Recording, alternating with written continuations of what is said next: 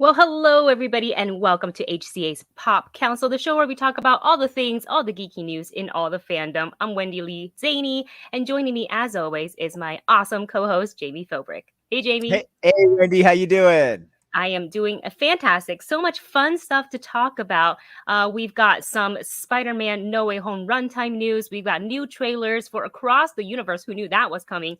And so much more on today's show. But you guys, hang on because it is not a proper Pop Council without a third member. So please welcome our third member for today, John Nguyen of Nerd Reactor. Woo! Hey, what's up, Wendy? What's up, Jamie? What's I up? just John. noticed something in the background. What is that? Board game, Small World, whatever. All the board games, all the Yeah. small worlds, a Wonder Woman popcorn bucket, and who knows what I have here. The Sailor Moon. The betray. Oh, Sailor Moon's over there. Yeah, lots of stuff. My little nerd corner, as I like to call it. And speaking of backgrounds, I noticed you have a really sick setup that's making me and Jamie's making my background look poo-poo. What is back there behind you? Right here, Pop. This is the Star Wars stuff, and then right here is Geralt of Rivia. Everything's blurry. This is a camera. No, it's good. I like it. Yeah, and Superman. There's cyberpunk stuff. I know it's all buggy and people hate it, but I like Keanu Reeves' character in it. Yes. And there's like the Star Wars, what is it? That old game, the Disney Infinity stuff, the little figurines. Yeah. Oh, right. I have the Ahsoka one. The Ahsoka one, yeah. I got pretty much a lot of the Marvel ones, a lot of the Star Wars one from the original, from the prequel, and then the new stuff. That's sick. Yeah. Hey, listen, before we get into all the topics and stuff, every time we have a new panelist on the show, we like to kind of ask them, what kind of got them started in the industry or kind of what got them started into the geek culture. You run a site named Nerd Reactor. Talk a little bit about that, how that came to be. Yeah, that came to be just after doing a blogging stuff with my other buddies, and I was like, I like this. So I'm gonna form my own thing. And just keep on doing it and, doing the grind and just talking about movies and video games and TV shows. And now I'm here. And you just keep building on it and just trying to just branch out and do whatever. But yeah, it's been fun. It's been a roller coaster ride. Yeah. It's been interesting. That's awesome.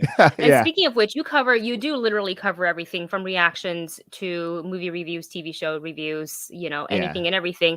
And I also was on your IG and I saw that you went to Comic-Con this past weekend. Yeah. Talk about that because none of us got to go. It's you guys aren't really missing out because it's the special edition and a lot of the movie studios and big companies, not a lot of them made an appearance except for, let's say, I think Pac-Man had the coolest booth there. I believe it's Namco or Namco Bandai, and they had arcades set up throughout, and so that was cool. But most of the time it was just me actually browsing the exhibits and actually looking for stuff. So it was dangerous because now I have to look at the art stuff. I like this. I'm gonna buy this. I bought a lot of stuff. Where are you going to put it all? I'm still waiting on one because I got the TMNT reprint #1. I got it signed by Kevin Eastman. Oh. And then I'm going to get it graded and slabbed and all that, which I just, Heck yeah. This is a new world for me because I got a buddy that's just introducing it to me. Oh, this is what you got to do. This is what you got to do. And I did it. That's amazing. You can do a whole gallery wall if you want to. Oh, yeah. I just only got 2 Turtles comics. Yeah. That'll change. I feel like as we, that's kind of, I think, what's shifted for me for Comic-Con. Before I used to be all about the merch, the Comic-Con exclusives, right? You'd line up for the pops. And the older I get and the more Comic-Cons that I attend, I become even more appreciative of Artist Alley. And that's literally all the money. That's where it goes. And I make the mistake every year. I don't know if you guys do this too. You don't bring a poster protector. So you're just walking around with your prints in the plastic bag and you're walking through the crowd trying to protect your print. That's why I try not to buy posters. Well, you know what I did years ago, Wendy, was I bought a big kind of sketchbook. And so, a blank art sketchbook. And I would just take that book with me to conventions. And I've got Green Arrow drawn by Ethan Van Sciver. I've got Darwin Cook drawn, Hal Jordan Green Lantern. I think Jeff Johns drew a Flash for me. I got Stan Lee just to put his signature in there. Nice. Yeah. So I've got some real. Kirkman did Invincible for me in like 07, 08. So yeah, I haven't had like a lot of sketches, probably only like 10 in there, and I haven't added a lot to it in recent years. But in the early 2000s, that's what I took around to Comic-Cons and have guys do stuff for me at Artist Alley. Dude, that's amazing. That's exclusive art that nobody else is one of a kind. Yes. Stan Lee. That's amazing. Stan Lee's just a signature. He didn't draw anything. He's just his signature. That's it. Come on, Stan, that's enough. Yeah. I also got him to sign. I got Stan Lee to sign my Thor hammer. Like a plastic, replica hammer. So that's, oh my God, that's cool. Say Monier, say it. Yeah. That should be like on a shelf by itself. No one else can, nothing else can touch it. It is on a shelf, and it's got a little. It's got all my Marvel statues around it. So my Hawkeye that I showed a couple weeks ago, and my Professor X, and I think there's some other Marvel statue I have. So they're keeping that sketchbook. They're keeping the Thor hammer guarded. Yeah. The sketchbook's on the shelf with all my graphic novels. Okay. That's amazing. Well, hey, this was such a great conversation already, and I feel like I could talk to you like the full hour, just a casual, like nerd out conversation. But I know we do have some topics that I'm sure our viewers were like, what are topics? We probably should get into those. And so let's go ahead and kick it off with some Hawkeye. Now we are on episode 3, with episode 4 coming. This one appropriately named Echoes, because we get to see a little backstory on one Maya Lopez. And I would have to say, and I know this is so early on in the series, we're literally only episode 3, but already episode 3 my favorite so far. Wow. What are you guys' thoughts? Like, if you were to rank episode 1, 2, and 3 right now, how would you rank them? Let's go with John. I don't know yet. It's they all feel like they're fun and well, this one did stood out with the one shot with the car. Like, I'm always wondering, how did they do that? Did they actually drive out there in the city, or is it just green screen? Because of the timing of the vehicles coming at them is beautiful. It's amazing. Mm-hmm. But now that I'm talking about it, this might be like my top now. And then, What about for you, Jami? Yeah, I'm totally agree. I mean, I don't know if I'd go 3-1-2 or 3-2-1, but definitely 3 was the episode that kind of got cooking for me, which we kind of knew. I said last week, like with the exception of Loki, all of these Disney Plus Marvel shows have had a couple of slow episodes sort of setting everything up and then leading to, and even Loki, I felt like the 3rd episode was a little bit of a filler before we really got to, everything in 4, 5, and 6. So, I was hoping that this episode would start off with that great chase sequence that we saw the extended cut of at Disney Plus Day, and it certainly did. So that was exciting to see that, and I liked the fight at KB Toy Store and seeing Echo. Did anyone else notice that's an old KB Toy Store warehouse or factory or something like that? Yeah, and I really liked the fight. I loved the backstory with Echo and kind of leading up to some of that, some of the Easter eggs or maybe not Easter eggs that we saw that we think we saw in the episode. Were super fun that we can talk about in a second. But yeah, I thought it was great. And that chase sequence and then using the Pym arrow. And I mean, we really got some great stuff in this episode. I thought it ended a little, and we can talk about that. I don't want to say anticlimactic, but it's, I was hoping for maybe just say it. I was hoping for 5 more minutes, right? Okay. Like I would love to have seen where that went in the next 5 minutes, assuming that that's probably what we're going to get in the opening of episode 4. But I guess it was a good place to end. I don't know. I mean, I just want these episodes to be a little longer. What are they, 45 or? Yeah, that's pretty long for a show. Yeah. I'd love it to be closer to 52 or a full hour. Okay. I don't know. I just want a few more minutes. I don't want it to end. So. Yeah, I think that means it's a good show if you're like wanting more. Just 5 more, Mom, 5 more minutes, please. Yeah, exactly. That's how it feels. Yeah, exactly. Each week, I felt the same way when episode 2 ended with the reveal of Echo. It's like, oh no, I want to see where this goes now. Yeah. So I've been telling a lot of my friends who haven't started watching it yet, like just wait 3 more weeks and then binge the whole thing over Christmas. Oh, I don't know if Disney would want me recommending that to people, but that's what I've been. I think if you man. haven't started yet, just down. wait. Yeah, just wait and do the whole thing in a couple of weeks. But then what sucks is if you wait and you're active on social media and you don't know to mute keywords, then all the stuff that happens is going to get spoiled for you. The people I'm talking to are not. Yeah, the people I'm talking to are not on the websites that we're on. Yeah. They're not clocking this. They have families and children, and they have other lives. They don't concern themselves with this stuff. The real world, the way we do. Yeah, exactly. Outside of our bubble. Yeah, that's amazing. I think what really got me very excited about this episode, aside from the backstory of one specific character, is that car chasing. I think the action is so good. We hadn't seen, and every Disney Plus show has been so different. Like each vibe have been so different, and I love that because each show can be like recognizably as its own. Like you look at Loki, stylized, like you. Looking at the color, the cinematography, everything, you're like, okay, Loki for sure. So it's not all the Marvel shows just because they're Marvel, they all blend together. But that car chasing reminded me of some of the car chasing, less intense, but similar to how they shot in Extraction, where they literally had, I believe, the cam operator in the car. I don't know if it's how they did it with this one, but it seemed like they had a camera in the backseat with them and just happens to be rotating. And I'm like, man, so much rehearsal and timing have to go into that because you have to drive at the right time to be able to hit certain marks at certain time.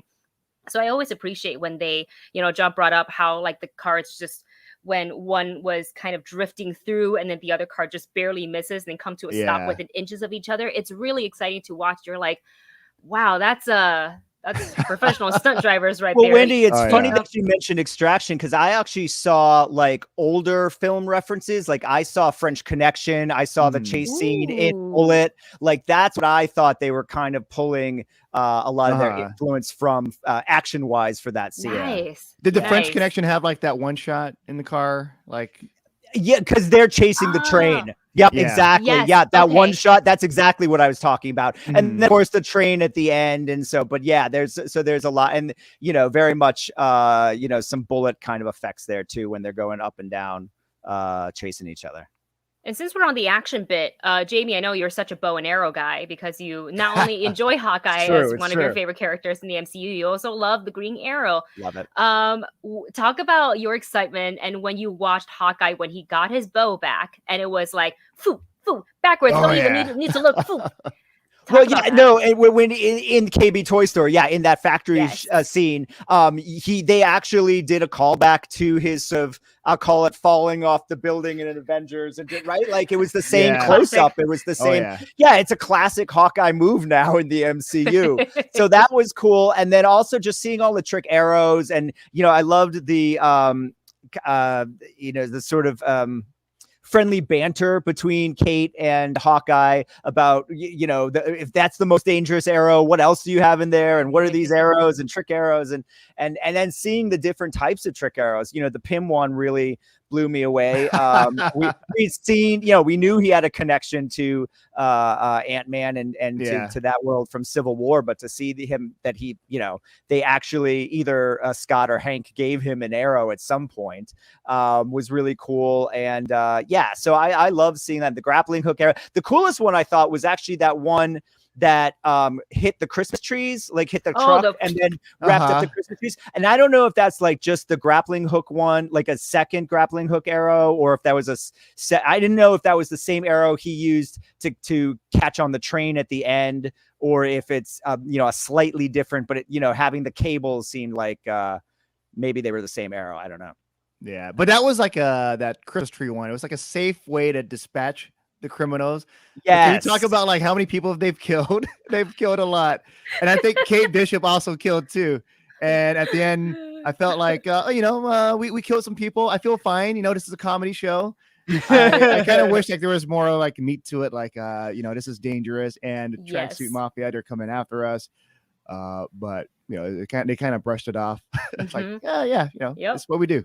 Yeah, that was definitely one of the comments that I made. Or actually, my husband made it as we were watching the car chase through the Christmas tree lot.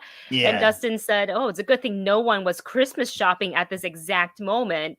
Otherwise, they would all been trampled and been like hooked in. Like that would have been a huge mess, and kind of think about after what happens to that bridge, which is probably now completely destroyed. Like the structural integrity is no longer there after the Pym arrow came down on it. So I wonder if they'll talk just a little nod to that, to acknowledge that just because an Avenger was trying to break out and, you know, escape the tracksuit mafia, that they won't face a little bit of like consequences for destroying city property. On that point, and this is way inside baseball, like in the weeds here. Oh, for sure. But here's my question. Are the Sokovia Accords still in effect post the blip? I thought the same thing. I don't think so. Right? Because then I mean, yeah, right. Because I'm thinking Black Widow, the scene with William Hurt at the beginning, but that takes place post Civil War. Yeah. Like those right when. Right. Yeah. So that wouldn't be included in this. And so, I don't know. I mean, obviously, and we know from the first few episodes that Clint and the Avengers are celebrated as the heroes that defeated Thanos and brought everyone back. So I don't know if, you know, they sort of lifted those accords afterwards, or if it was like a reset, or but if the accords are still in effect, then you would think at some point someone might not like Hawkeye running around shooting Pym arrows on the, in New York. But somewhere J. Jonah Jameson's making new headlines. Oh yeah, on a different multiverse. Yeah, I think it's they lifted it. Like if you're saving the universe, you killed Thanos. Yeah, and half the world came back. You're allowed to do things. You're allowed to go eat Christmas dinner with the family without anyone bugging you, and getting free dinner. And maybe the Pym arrows, they're like, it's fine, it's Hawkeye. They'll leave it as a monument. They'll leave it now as a monument. They'll just build a whole new bridge. Yeah. And leave this one to commemorate. Well, I really want to get into you guys' head about one specific I don't even know if I can call it a cameo, you guys, but we did get a backstory, a little history into Maya Lopez, aka Echo. We got to see young Echo, learning in school. The very heartfelt conversation that between her and her father. And, fast forward to her going into martial arts class and her dad saying, "Uncle's going to pick you up." And you hear the heavy footsteps, a little bit of a laughter, and the hand, also a very noticeable black suit. Like who else wears a suit like that in the MCU? Yeah. With the, outreaches the hand. So we're all speculating that this is the one and only Kingpin. Yeah. I am like 99. Oh God, this is going to be Mephisto all over again. Mephisto. Mephisto. I'm betting I'm not saying that that's Vincent D'Onofrio's hand, but I'm just saying that I think we're gonna see him at the end of this, but definitely by the final episode of this series, maybe in a post-credit but did you guys collectively lost your mind when you saw the suit walk up behind Dad? Go ahead. Well, so Wendy knows this about me, John. I don't believe anything until it's official. So I didn't even believe Sam Raimi was directing Doctor Strange 2 until like a month ago. You know what I mean? I don't believe anything, until it really happens. And so, there's been all this Vincent D'Onofrio talk, and he is in the new Sandra Bullock movie on Netflix and was doing a lot of press, and people over the last couple of weeks, and people have been asking him, "Are you going to be in Hawkeye? And you're going to be in Hawkeye?" And he's very clearly said they have to ask me. No one's asked me. Now, if he does end up in the show, I don't know how I hate that these studios make actors lie to people. Like just say I can't talk about it or whatever, but don't say, well, they haven't asked me. Well, clearly they've asked you if. Because I agree, that's his voice.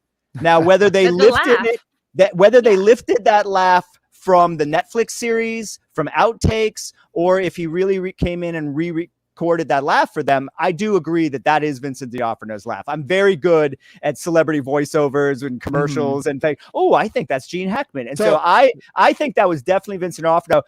I'm not going to feel comfortable saying that he's going to be on this show before the end of the series. Although I do remember years and years ago at a Age of Ultron event when the Netflix series was first started, Daredevil had launched, asking Kevin Feige, if you ever do decide to use Kingpin in the MCU, would you use Vincent D'Onofrio?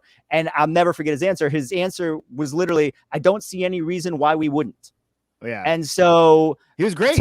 To me, that option is open. We've seen not a lot, but a few characters. Jarvis from the Peggy Carter series became canon in Endgame. So while I don't think the character or certainly the Daredevil show is MCU canon yet, bringing him in would make him in this version the way they did with J. Jonah Jameson and J.K. Simmons canon in this world. So I think it's very possible. I think we're probably going to see it happen, but I'm holding my breath and my comments until it's official.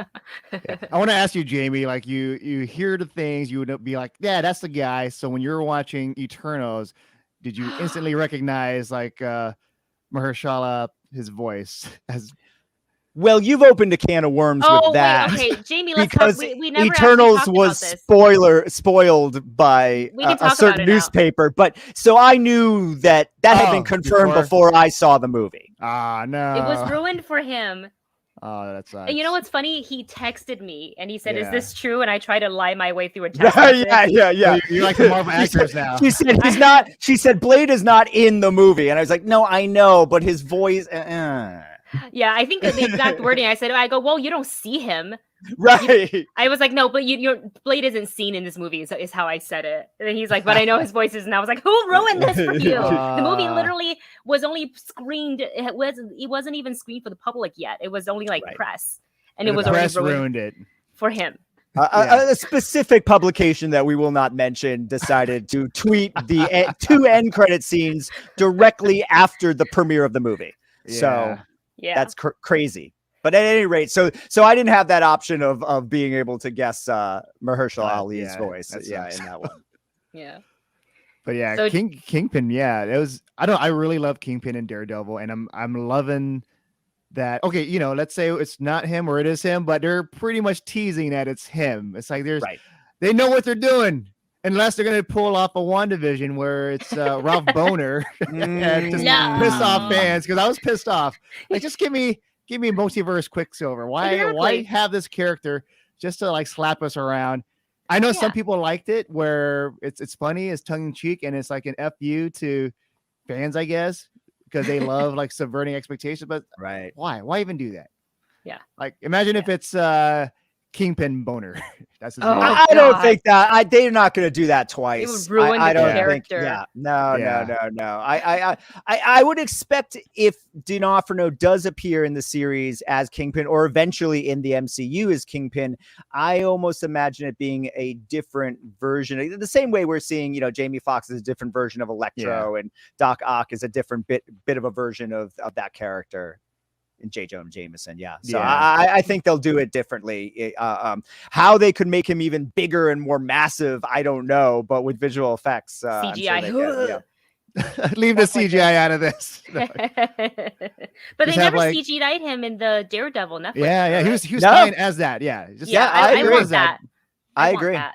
Yeah, I don't need a exact, because like the body, the proportion of like shoulder to legs isn't accurate to human anatomy in the comic books. It looks great.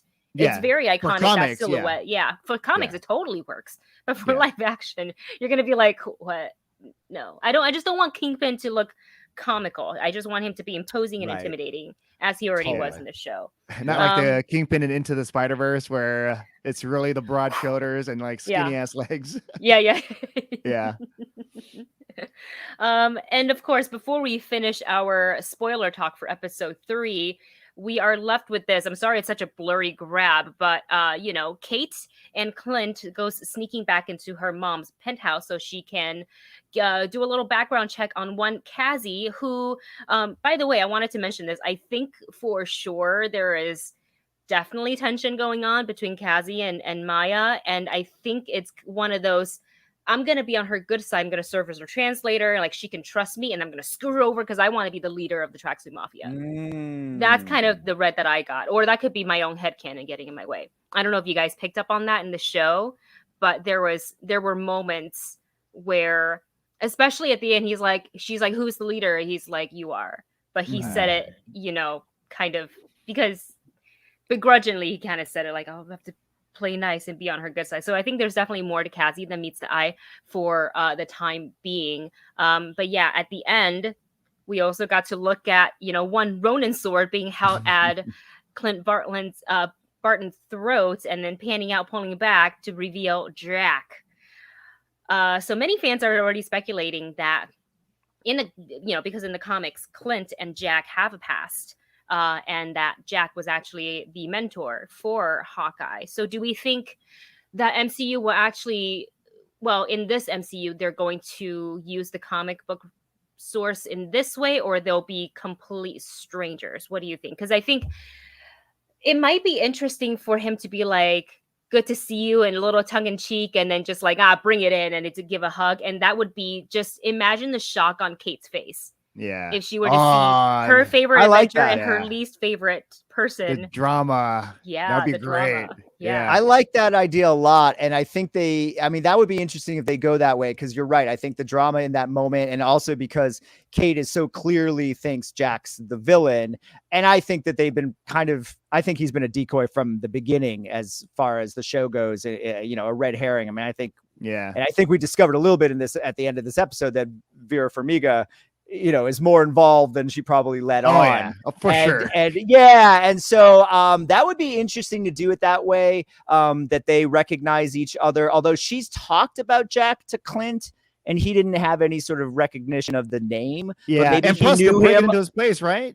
Yeah, maybe he knew. Right. Well, there's that. Yeah, exactly. So I mean, Jack has every reason to defend the apartment. But yeah, perhaps he knew him under another name so that they'll recognize each other here. Or it's possible that the MCU is going to play with that moving forward. So instead of, it being a history they have together, maybe Hawkeye will train Jack now, and maybe Jack's going to join him and Kate in this adventure now and be more of a good guy. I could see them doing it sort of in the way they sort of fooled with us with Talon in Captain Marvel, right? Yeah. Like, because we all thought, he's a Skrull, he's got to be the villain, and then of course he turns out to be, a good guy. So it'll be interesting to see. I think we'll have some answers in this next episode this week. There's definitely an opportunity for them to bring him in on their side, or reveal that, he really is the villain, or at least a pawn in the villain's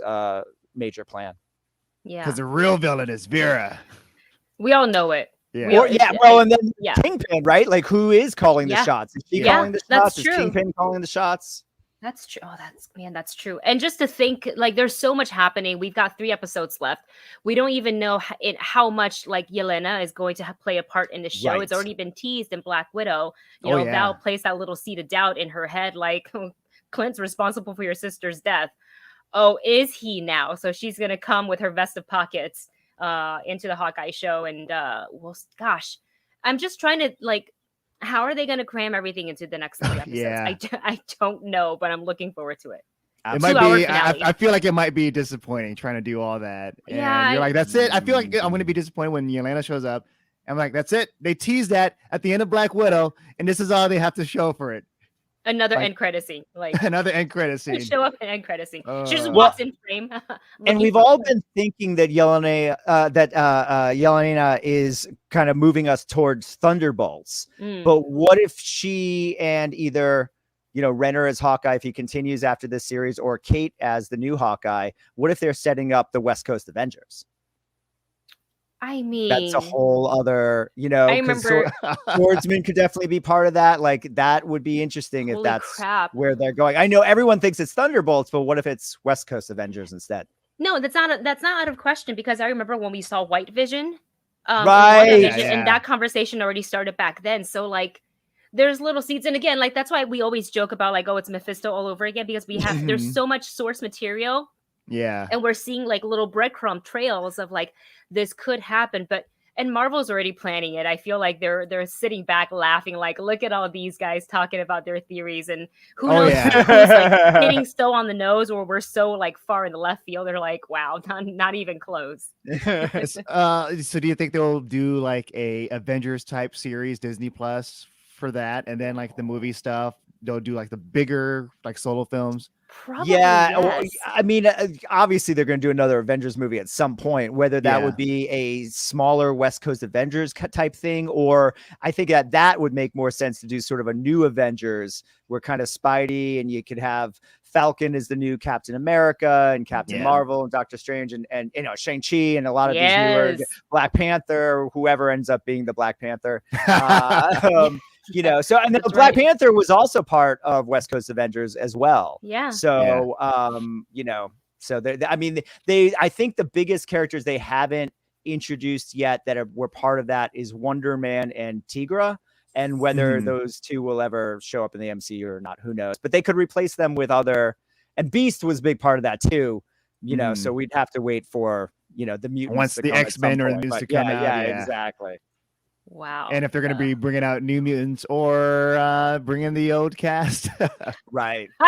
Because they're bringing out the old cast for all the other stuff. You know, Kingpin and Green Goblin and all that. Why not? I mean, I've said for years that if Hugh Jackman wanted to be Wolverine again, there's no way Marvel and Disney would say no. Yeah, I mean, they would jump up for joy if he decided to do that. So they would definitely bring him back if he was willing to. Yeah. That would be, man, how exciting. Wow. See, this could be a whole conversation itself, but we're go ahead and I don't want to even move on to the next topic because I just want to stay in this, but we will go ahead and talk about very quickly a couple of teases for a couple of new shows and movies that are coming up in the geek universe. We have a new official trailer. Well, this is the official trailer for Peacemaker after John Cena's character in Suicide Squad. This is coming to HBO Max. And this trailer is just, I mean, as crazy as Suicide Squad was, and I think that because James Gunn is involved in it, you know, a lot of the humor, the style, and everything, and John Cena's, you know, own personal portrayal of Peacemaker is all very present in this one. But what I wasn't really expecting out of this, because in Suicide Squad they really set him up to be like, yes, I'm called the Peacemaker. I will do anything to keep the peace. And I don't care how many men, women, and children, you know, he kills. And they brought that point up in this trailer, but it seems like he's starting to learn that maybe that statement is a bit extreme. And you see him face a couple of other family problems as well. So I kind of like that this show isn't just going to be, you know, all action / kill, which could be totally fun, but I like that we're getting a little bit more depth on the character. John, what were your thoughts on this trailer?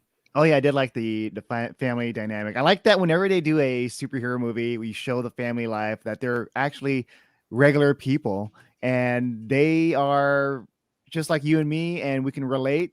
Because like one of my favorite superheroes is Spider-Man, and I love just his dynamic of just trying to live life and trying to take care of his aunt.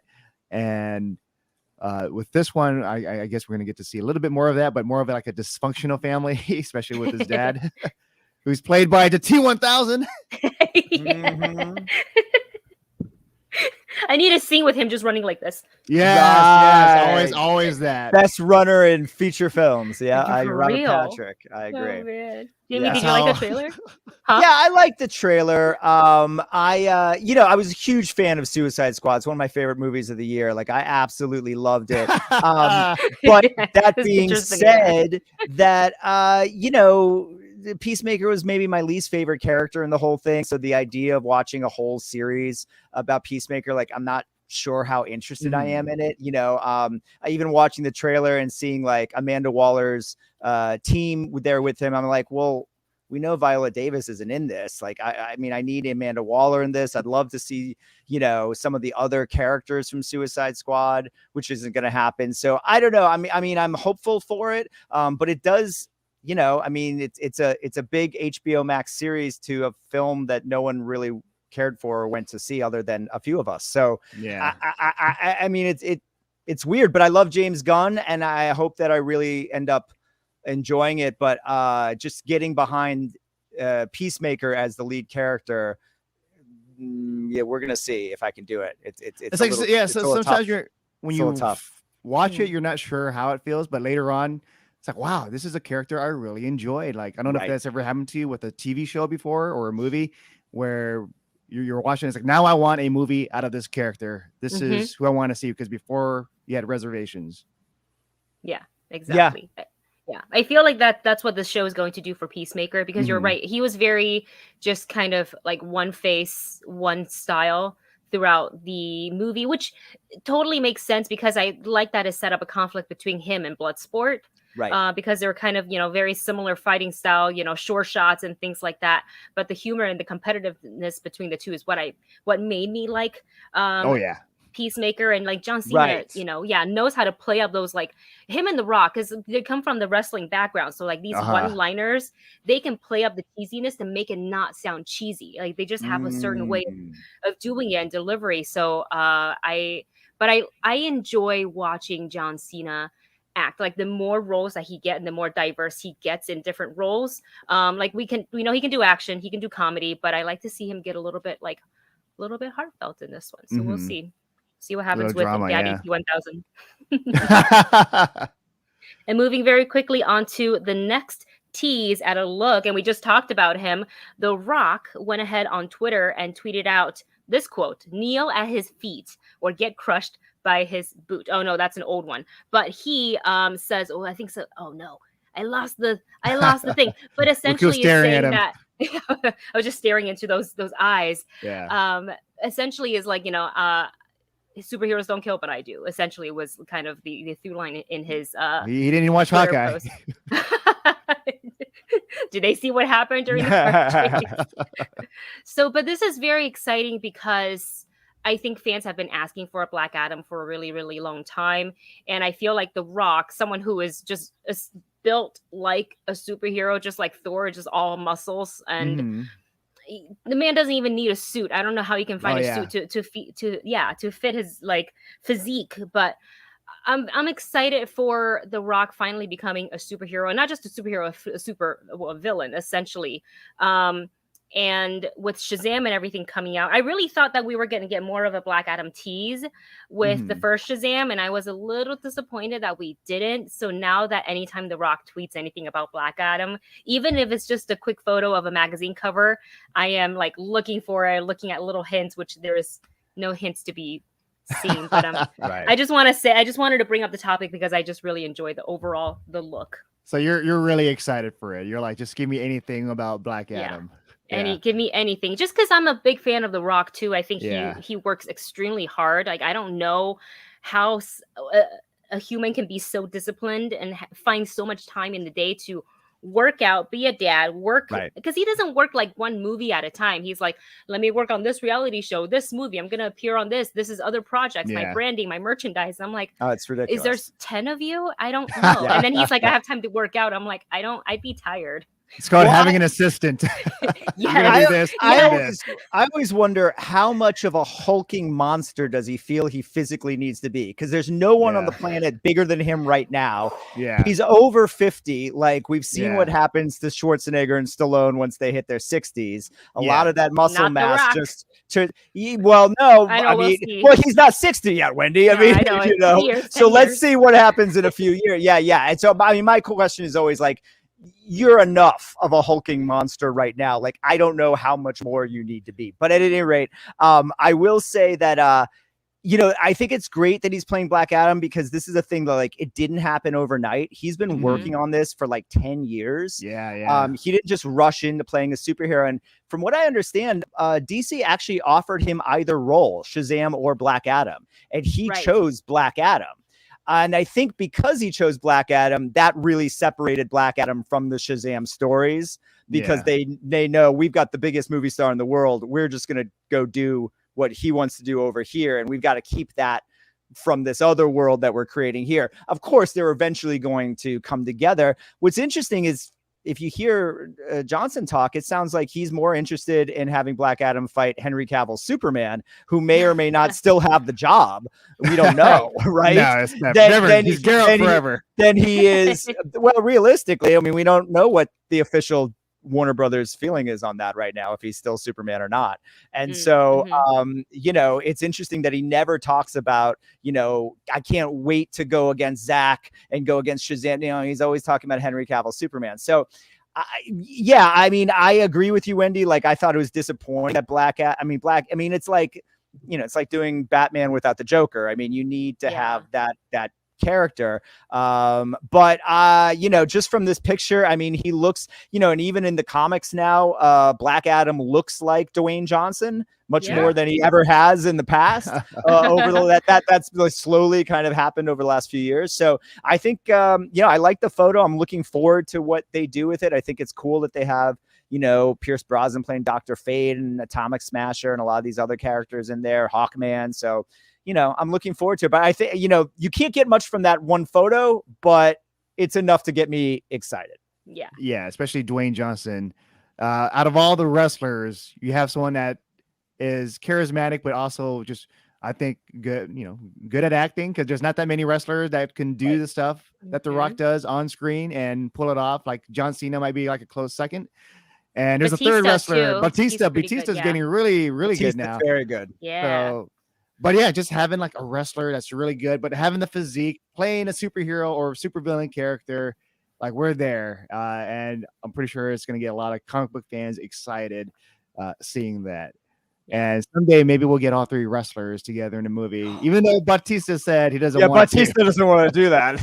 Yeah. Well, because he's had his fill with the Guardian stuff, and now the man's in Dune playing a Harkonnen. So that's he's really elevated himself. Like, I remember watching him in Spectre and I was like, oh, what? Cool.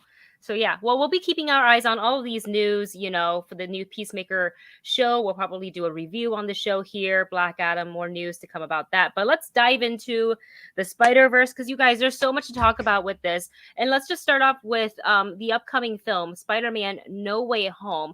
Collider has released in an article that they, from trusted sources, that they found out the final runtime for the No Way Home film, which runs at 150 minutes, 150. So that's about 2 hours and 30 minutes, including the credits. And this would be making it the longest Spider-Man film in the Tom Holland Spider-Man verse. Right. Because I can't remember how long the Tobey movies were. I feel like one of them is maybe a little bit longer by like a couple minutes, but I think the one with Topher Grace. Yeah, the third one I think might be a little over 2 hours, but the rest of them are basically 2 hours. 2 hours. So, and I feel like this makes sense too, because you're cramming, you've got Doctor Strange in there, and they're teasing obviously at the Tobey and the Andrew appearances. They got 4 villains in this one, and who knows what else could happen because of Doctor Strange. They're coming through now. I can't stop them. Stop who? Doctor Strange? John, it's not Doctor Strange's fault.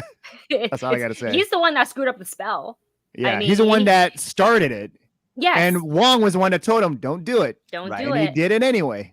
Oh, okay. Before we get into like the runtime, well, I should probably ask that first before I kind of sidetrack myself. Does this long runtime, what does it feel like it tells you for this film?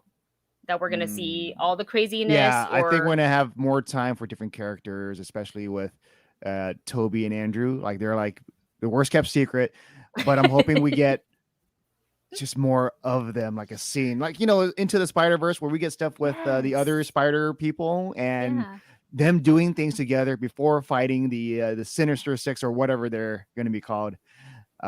Because come on, you have Tobey.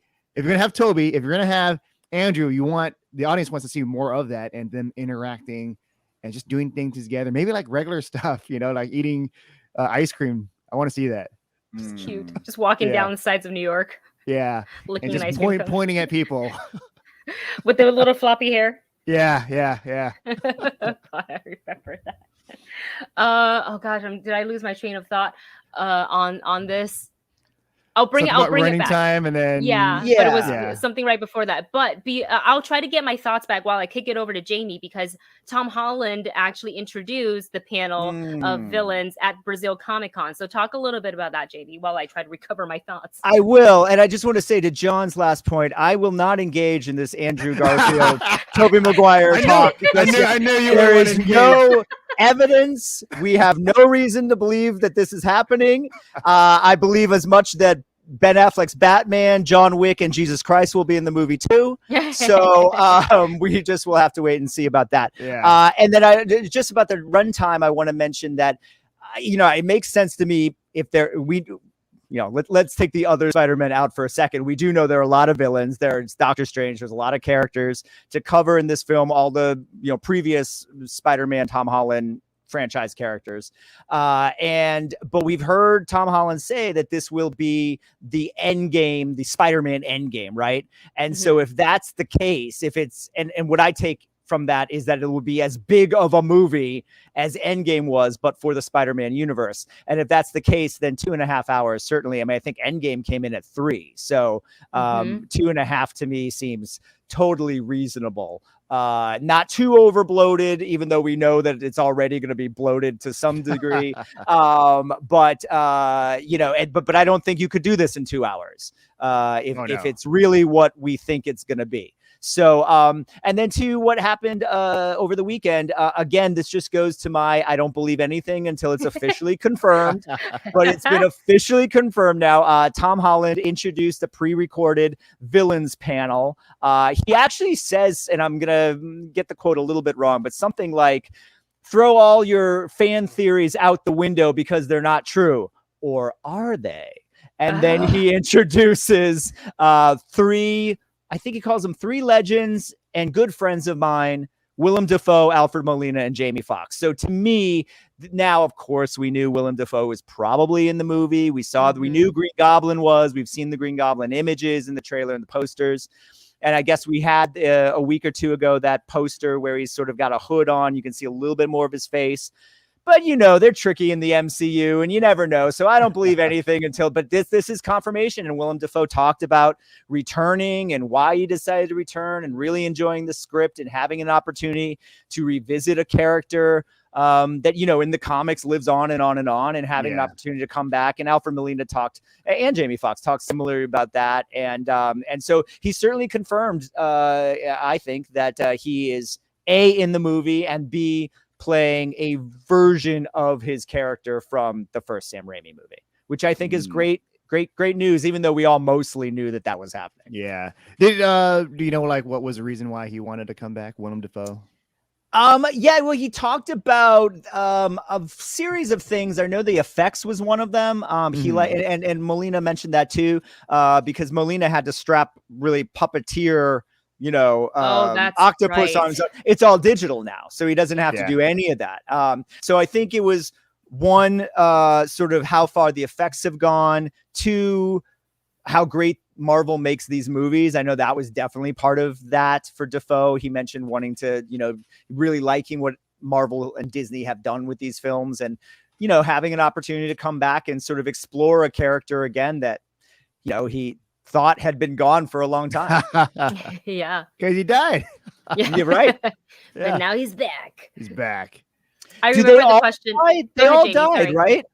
Because Doc Ock sort of goes through that thing. He doesn't necessarily die, but it's presumed. And Electro does die, right?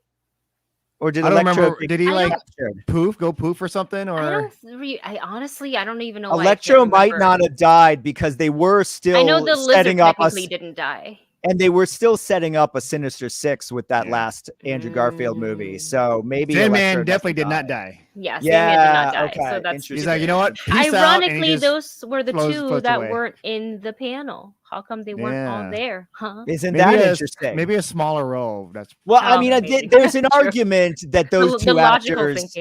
Well, I think there's an argument those 2 actors are not as big of stars as the other 3 actors, right? So just from a sort of Hollywood standpoint, you want to get the 3 biggest names for your panel and not be so worried about, Thomas Hayden Church is an Oscar nominated actor, but he's not as big a name certainly as Jamie Foxx, Alfred Molina, Willem Dafoe. So maybe it had something. He will be after this, or he should have been after. We'll see. But then not a lot of people like Spider-Man 3, so. Right. Oh, wow. I remember the question that I was going to ask the both of you, and this is pure speculation. So Wendy's back with her tinfoil hat. And this isn't even my speculation. This is just from comments that I've seen online with, Doctor Strange screwing up that spell and like his first conversation with Peter and all of that. Some fans are speculating that that's not the true Doctor Strange. Thoughts? I've heard that. I've heard that. I don't know how I feel about that. Yeah. I don't know how I feel about it too. like, why would that be all of a sudden? Because that just overcomplicate things when it comes to this movie, where things are going to get real complicated if we're looking at the bridging of the multiverse or the Spider-Verse. Do we think he's Dark Doctor Strange from another? That's what the speculation universe? is, because of the What If episode. I don't think it's very likely, but it's certainly possible. I mean, anything's kind of possible. And I agree. I mean, he does seem to be acting differently than when we saw Doctor Strange last at the end of Endgame, but he's Doctor Strange. I mean, he's arrogant to begin with. So it you know, I don't, that's another one where I sort of have to say, well, let's wait and see. I don't know. I don't know yet. Yeah. And he's made mistakes before. Yeah. He just doesn't like to be like, all right, I screwed it up. Right. He doesn't admit it, but he's made mistakes before. Notice how you put the blame on Peter, because Peter was talking, and it's like, I'm sorry, you're the Sorcerer Supreme, so why don't you concentrate on your or hey, Parker, get out of the room. Yeah. Lock the door. Yeah, just banff him out. You just use your magic, banff him out. Yeah. But with that, we're going to dive into the other part of the Spider-Verse, and we're going to go across the Spider-Verse. I got a question. Oh, yes, go. Michael Mando, Scorpion. You think he's going to be in it in one way or another? Oh, wait. I don't think so. Because I thought Vulture would come back, but it looks like they're sending him over to Morbius, and that Michael Keaton is not in No Way Home. So are they hiding it? That's possible. I mean, because we do know there's a Sinister Six member missing. And I don't think it's Venom, even though we know Venom is hanging out in that world now.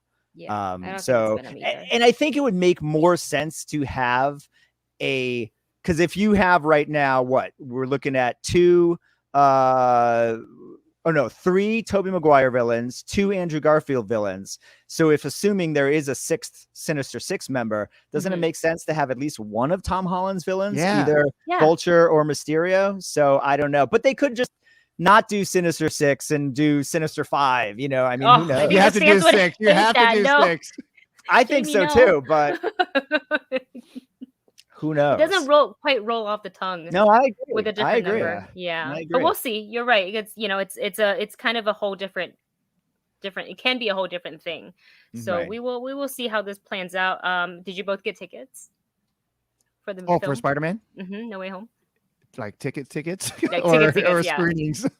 Both. I don't know. I bought the tickets. No tickets, just screening. But if I like it, then I'll get tickets. Nice. I haven't gotten the invite, so I'm like, let me just buy a ticket just in case. Yeah. I don't get it, because I know everybody and their mother is trying to get it. I should get the tickets now, just in case, because I have A-list, and why not? Use it. You're paying for it. Use it. I know. I have not been using it. And I need to use it for. I want to use it for Resident Evil. Welcome to Raccoon City, which I heard was bad, but I want to watch it anyway. Right. There you go. This is how you use, because you get 3 a week. Yeah. So might as well. You're already paying for it. Yeah. We're going to go ahead and dive into just some conversation about the new trailer for Across the Spider-Verse Part 1, where we get to see the return of one Miles Morales.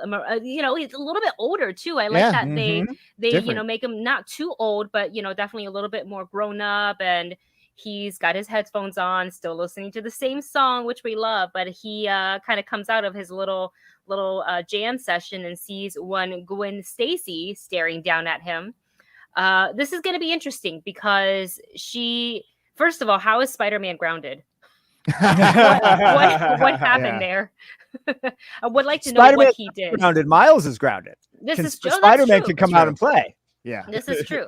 Yeah, but this trailer is so crazy bananas. I love the animation so much, and I'm a big fan of Gwen Stacy's, and I felt like we didn't get to see enough of her in the first one. And I get it; it's Miles' first movie. We wanted to have a focus on him, but I was just so happy to see her return, and hopefully maybe have a bigger role in this one. But we also saw a couple of other, when the animation style changed, as Miles is going through seemingly another Spider-Verse, and we see Spider-Man 2099 in full force. And John mentioned this off air before we started the show.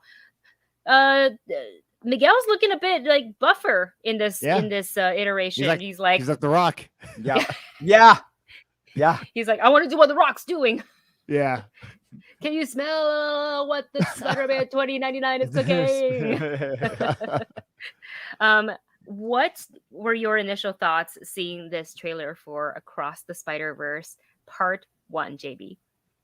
Well, my first reaction was, this is going to be in 2 parts. This is great. That was a big announcement yesterday as well. I like the trailer. I think it gives us a good setting up of Miles, where he is now after the adventures of the first movie. Love seeing Gwen Stacy, and I loved seeing Spider-Man 2099. I thought that was really awesome, and it seems to me like maybe the story is going to be involved with him needing Miles' help, and they're going to put together another sort of Spider people team of different Spider-Man. I hope Spider-Ham returns. Yes. Yes.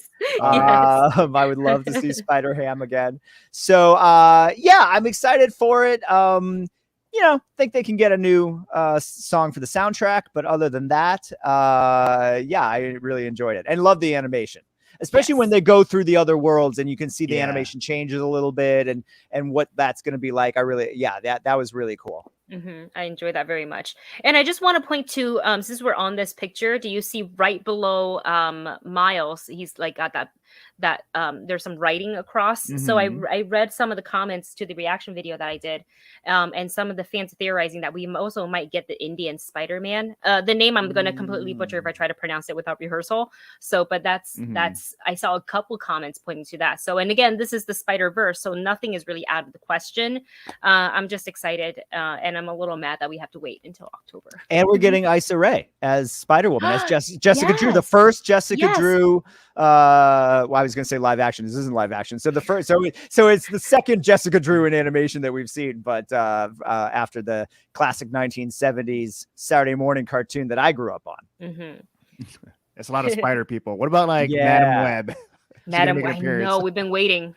Jimmy Kimmel was asking Sandra Bullock about that, because I guess that she had been attached to Madam Web live action rumors, and so you can check that on YouTube. It was just last week on Jimmy Kimmel's show, because I guess her son is a really big Spider-Man fan, and so she was like, nice. Marvel, please ask me, because then I can get my son to do his chores.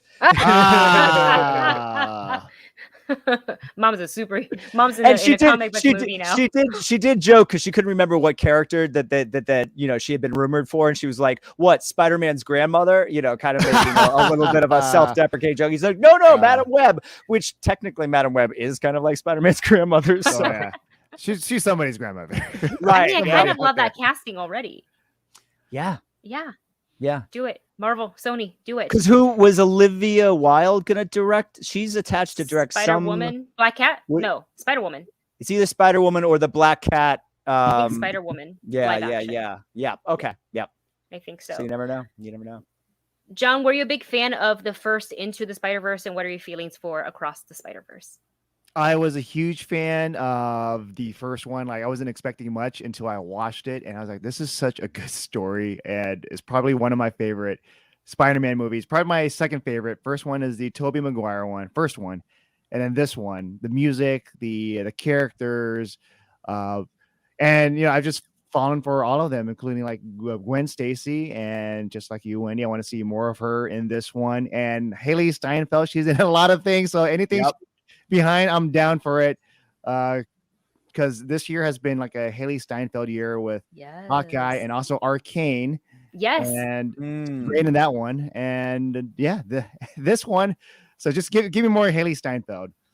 Yeah, and I do want to see Nick Cage back. Yeah, and I don't know what are the other characters, come on, you want Spider-Ham, John. I do want Spider-Ham back. Yeah, all the weird stuff. They already have weird stuff there, so why not have this weird, different 2099 background aesthetic? Yes. And how is that going to affect, if it's going to come to his world, Miles Morales' world? What's happening? What's happening? Well, I remember wasn't there a post-credit where Miguel O'Hara puts on this special thing that's going to allow him to hop into different Spider-Verses without the molecules all breaking down and stuff. So Yeah. I wouldn't doubt that they were already thinking about like the ideas of this was floating around by the time they got to the end of the first Spider-Verse. Right. And Yeah. for this one, they can maybe explore a little bit more. And we know that Oscar Isaac is returning to voice the same character again. So like, there's nothing that I love more to have him involved in another Marvel project. So he's just doing all the things. Well, you guys, I think that is all of our time for this episode, filled with lots of talk on Hawkeye, on a lot of Spider-Man Spider-Verse talk, which I love. So if you enjoy the show, make sure you come on back, subscribe to the channel so you don't miss another episode. And I want to thank both of our panelists and co-hosts so much for their time today. John, where can everybody find you on social media and your website? Just type search Nerd Reactor and you'll find me there. There you go. And for Jami? You can find me on Instagram and on Twitter at Philbrick, my name on Facebook, and check out my reviews on moviephone.com. There you go. And you can find me everywhere, Twitter, Instagram, Twitch, all of that stuff at just my name, Wendy Lee Szany. And hey, if you enjoy shows like this one, we have a ton of other shows right here on the HCA YouTube channel. We have The Long Box. If you're looking for something that's a little bit more comic book centric, deep dive into the comic book. If you're into horror, we have Horrifically Horrifying. If you don't know what to watch because there's too many things to watch, you can check out What to Stream. We also have Hollywood Approved and What's Trending in Hollywood, and so many other shows, including an after show for Hawkeye that Jami is on as well, and fellow HCA members Carolyn and Mark Passis. So with that, I want to thank everybody for tuning in, and we will catch you guys next time right here on Pop Council. Bye, everyone. Toodles. Bye.